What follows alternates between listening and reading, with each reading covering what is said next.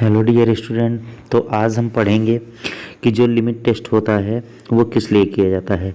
तो आपको पता है कि जब किसी भी सैंपल में इम्प्योरिटीज़ होती हैं तो इस इम्प्योरिटी को उस अनवांटेड सब्सटेंस को आइडेंटिफाई करने के लिए कि कम है कि ज़्यादा है, तो उसलिए आप क्या करते हैं, लिमिट टेस्ट करते हैं कि उस चीज़ में क्लोराइड की इम्प्योरिटी है या आयरन की इम्प्योरिटी है या जो है आर्सेनिक है या सल्फेट की इम्प्योरिटी है। तो उसको चेक करने के लिए क्या करते हैं, लिमिट टेस्ट करते हैं।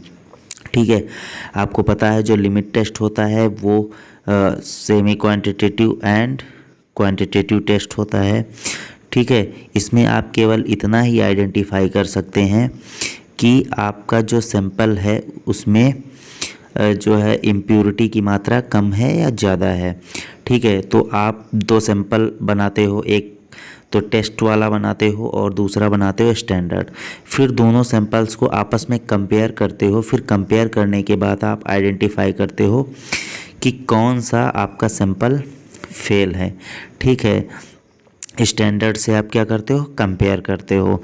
ठीक है, तो जब आप लिमिट टेस्ट करते हो तो लिमिट टेस्ट में आपको क्या क्या चीज़ें चाहिए होती हैं एक लिमिट टेस्ट को परफॉर्म करने के लिए, तो वो चीज़ें पहले देख लीजिए।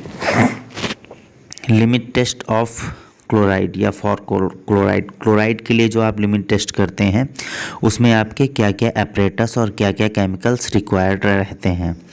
तो एपरेटस जो रिक्वायर्ड रहते हैं वो आपका होता है नेस्लर सिलेंडर, जिसमें आप सैंपल को तैयार करते हो।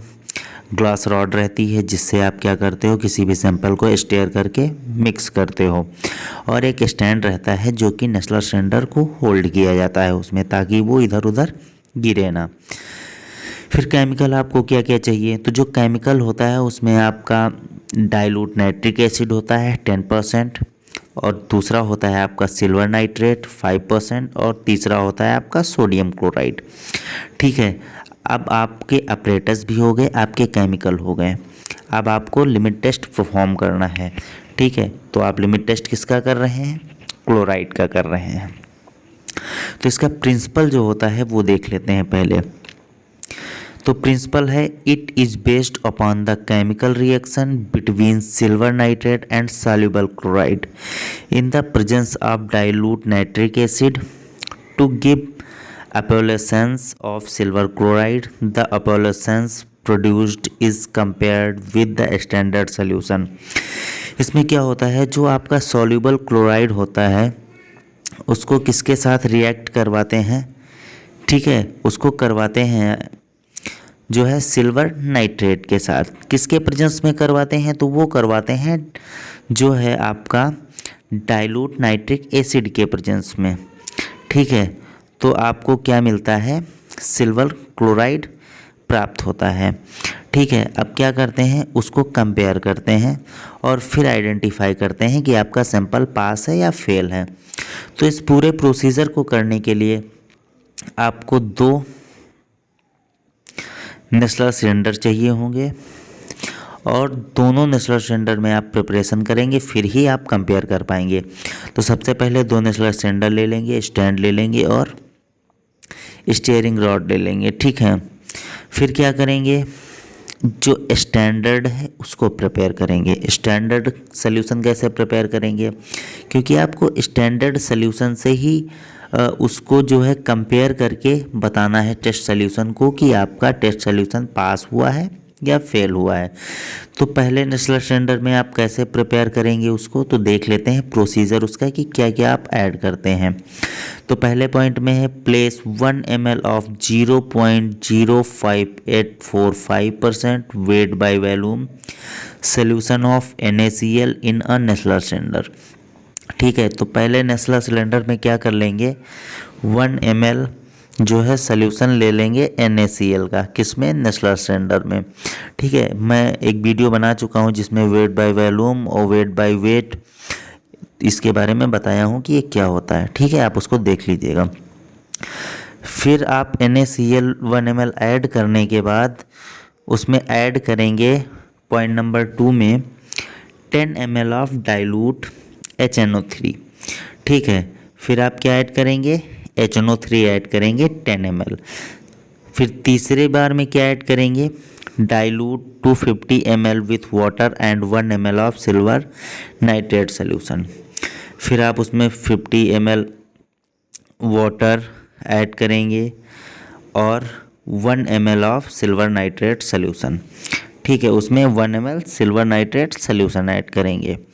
देन 4 पॉइंट पे क्या करेंगे, स्टीयर इमीडिएटली करेंगे, मतलब उसको जो स्टीयरिंग रॉड होती है उससे अच्छी तरह मिक्स करेंगे, जो ग्लास रॉड होती है। ठीक है, allow to stand for 5 minutes. फिर उसको क्या कर देंगे, 5 मिनट तक जो आपका नेस्लर सिलेंडर का स्टैंड है उसको उसी में होल्ड कर देंगे और वो 5 मिनट तक रखा रहेगा। ठीक है, और फिर उसके बाद ऑब्जर्व करेंगे opalescence developed and compare with that the sample. ठीक है, फिर उसको कंपेयर करने के लिए रख देंगे। फिर आप, क्योंकि अभी आपको टेस्ट सोल्यूशन भी बनाना है, क्योंकि आप उससे भी कंपेयर करेंगे तभी आपको पता चलेगा कि आपका सैंपल पास हुआ है या फेल। तो आपका स्टैंडर्ड सोल्यूशन बन गया है और आपने उसको होल्डर में होल्ड कर दिया है 5 मिनट्स के लिए। फिर आप टेस्ट सोल्यूशन प्रिपेयर करेंगे। वो कैसे करेंगे, तो सबसे पहले आप नेस्लर सिलेंडर ले लेंगे, उसमें क्या करेंगे, dissolve the specified quantity of the substance in distilled water and transfer to Nessler cylinder.